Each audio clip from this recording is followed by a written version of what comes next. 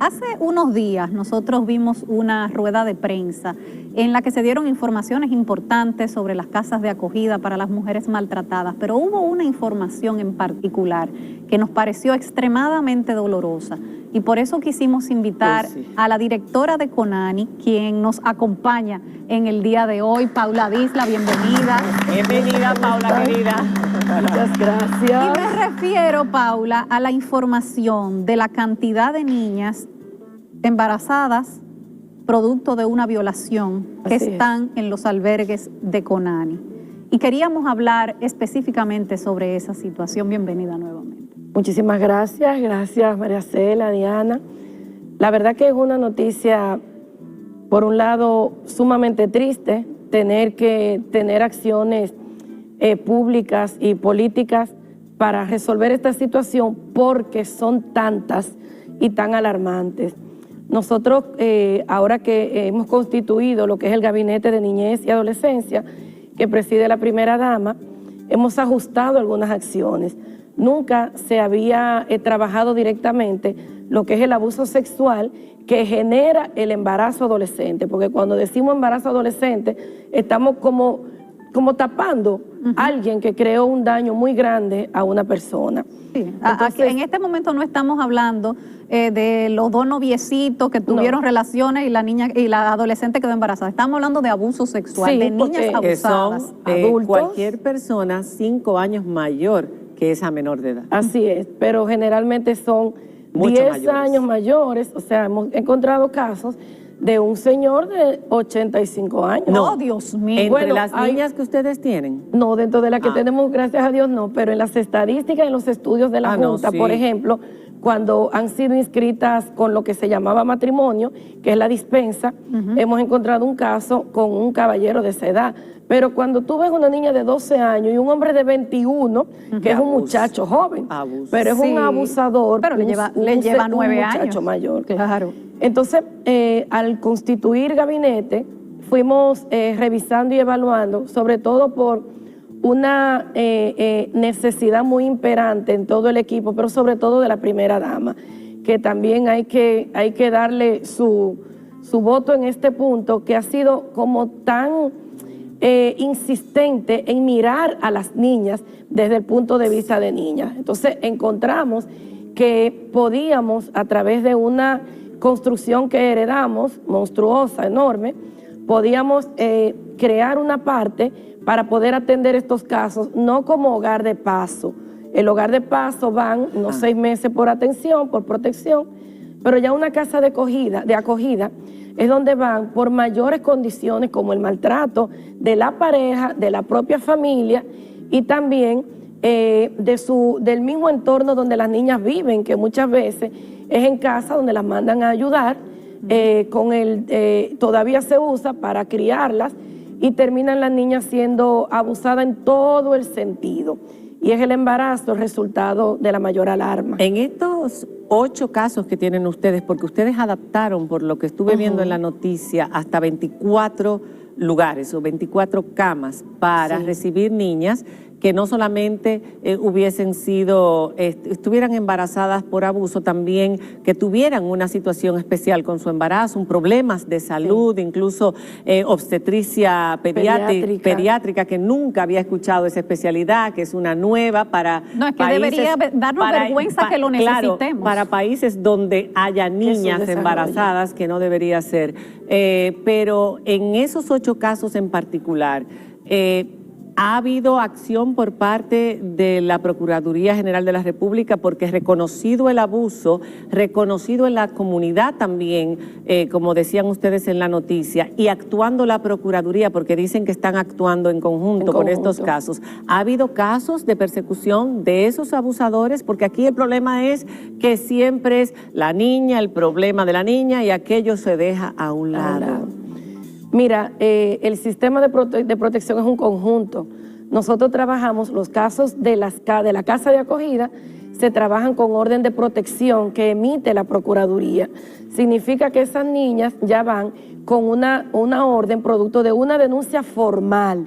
Ya el hecho de que esté embarazada y que lo veamos ya es un indicio del abuso y puede generar la acción pública, pero En estos casos hemos promovido junto a la Procuraduría, al Servicio Nacional de Salud y al Ministerio de Educación la denuncia, una figura que no se usaba.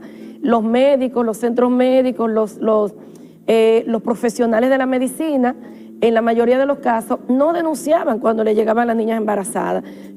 Cuando la ley lo dice en su artículo 14, claro, que es una obligación. Pues es un abuso. Entonces hemos ajustado con una colaboración impresionante del sistema.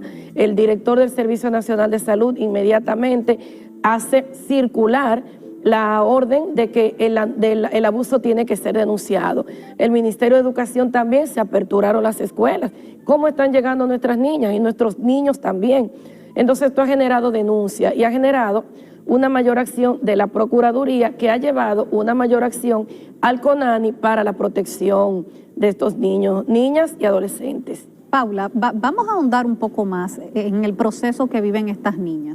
Una niña abusada, embarazada, llega a uno de sus albergues porque necesita protección por el motivo que sea. El violador puede estar suelto todavía, no tiene el apoyo en su familia. Bueno, el motivo que sea, llega a un albergue de CONANI. A partir de ahí, ¿qué pasa con esa niña? ¿Y qué pasa con esa criatura? Las niñas están en CONANI para protección. En ese periodo se supone, y lo que corresponde, es que la Procuraduría asuma todo lo que es el tema de la persecución del delito, y es encontrar a la persona que causó el daño, y mientras eso se resuelve, la niña está atendida en CONANI. Pero ¿qué pasa?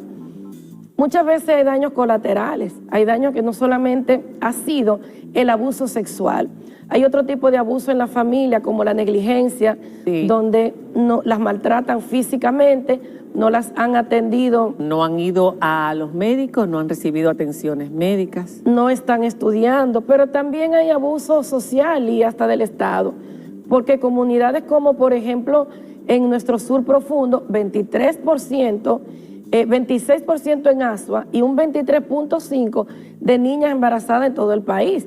Fíjense que ya no hablamos de adolescentes, hablamos de niñas y adolescentes. Entonces, muchos casos, las escuelas llegan hasta 3er grado, sobre todo en esos sitios más lejanos del sur. Y eso hace que no haya una educación. Incluso las maestras generalmente no han logrado, las que dan las clases, exacto, no han logrado alcanzar ni siquiera un nivel educativo básico. Entonces, eso hace que que nos veamos tan pobres cuando tenemos que especializarnos en situaciones tan propias de la pobreza y, sí, del subdesarrollo. Pero eso que preguntaba Diana es interesante en el sentido de que al margen de lo que se hace con, sí, el abusador o lo, sí, que se debe hacer, ¿qué pasa con la niña? ¿Qué, sí, va a pasar con esa niña? O sea, una vez se está protegida de esa persona, una vez se hace un diagnóstico de las condiciones en que vive, ¿qué va a pasar con ese embarazo aparte de las atenciones médicas? Que yo quisiera que tú me explicaras, obstetricia pediátrica, la diferencia con la obstetricia con mujeres adultas. Aparte de eso, ¿qué va a pasar con ella y con su criatura? ¿Se le va a dar algún tipo de seguimiento, algún tipo de apoyo para que esa niña, ya sea que tome la decisión de darla en adopción, o esa niña pueda criar con el apoyo de su familia y de la institución, alguna institución del Estado, de esa criatura? Lo primero es que todo esto es nuevo, es una, sí, claro, creación, estamos todos aprendiendo muy duro y muy empeñadas y empeñados en aprender. La disposición de los médicos del Servicio Nacional de Salud es impresionante, y la dedicación, igual que el equipo de psicólogas y de trabajadora social del CONANI. Eso es lo primero. Se hace un trabajo social, que es lo que define la situación de la niña de su lugar de origen.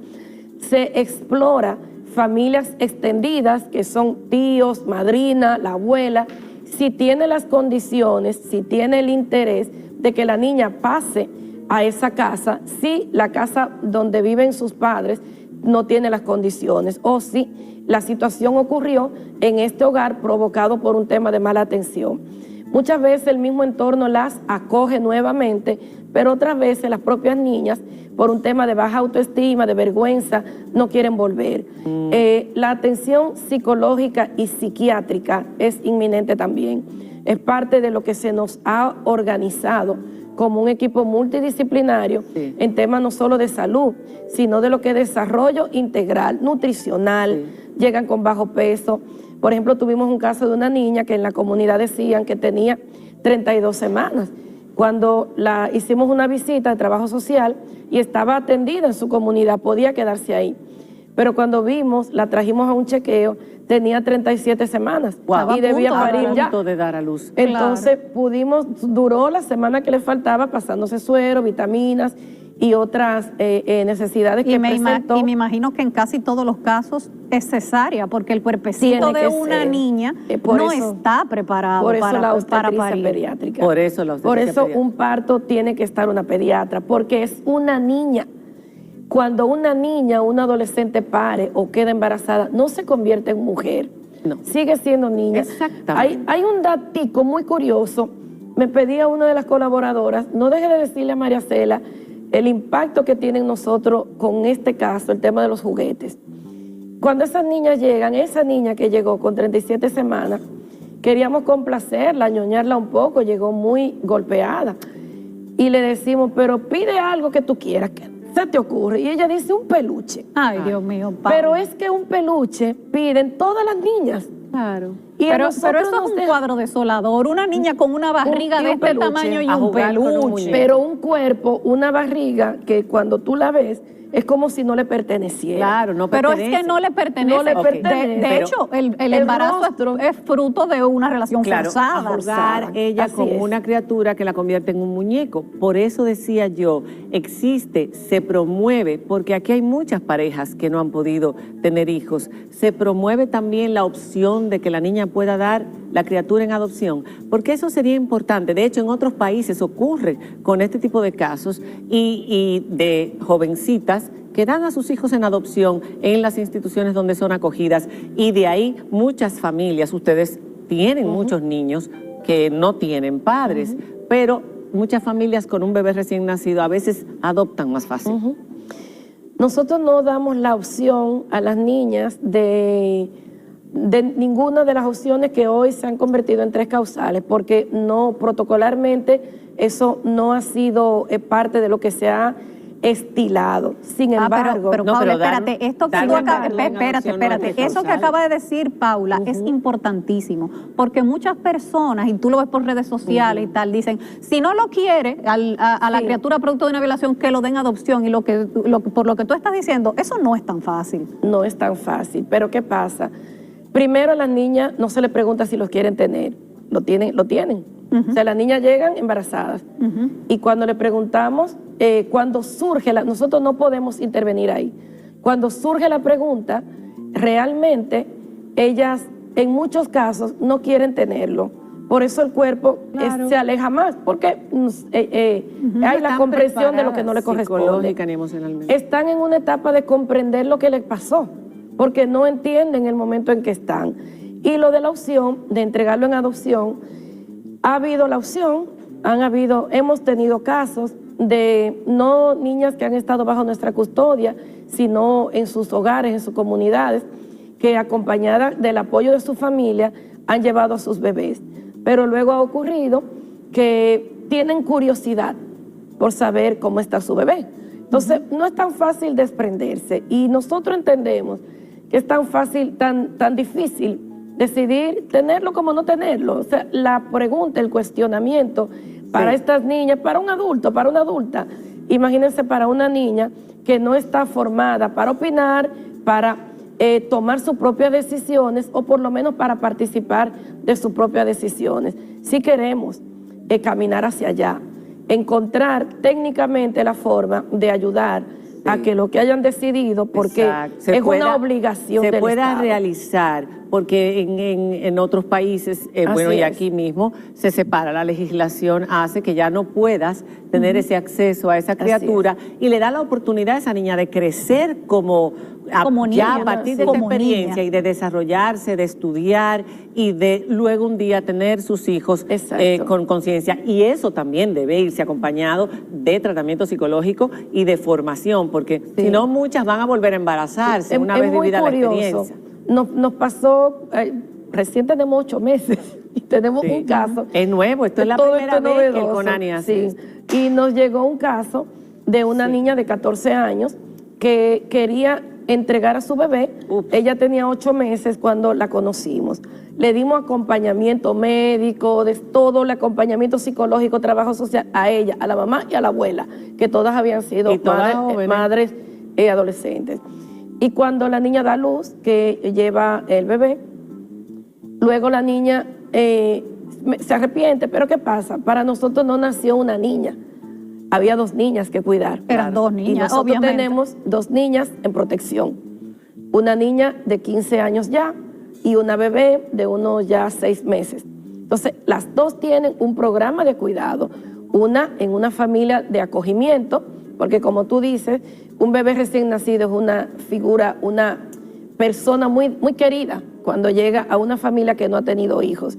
Y esa niña, ese niño pudo recibir una atención especial como la que se merece.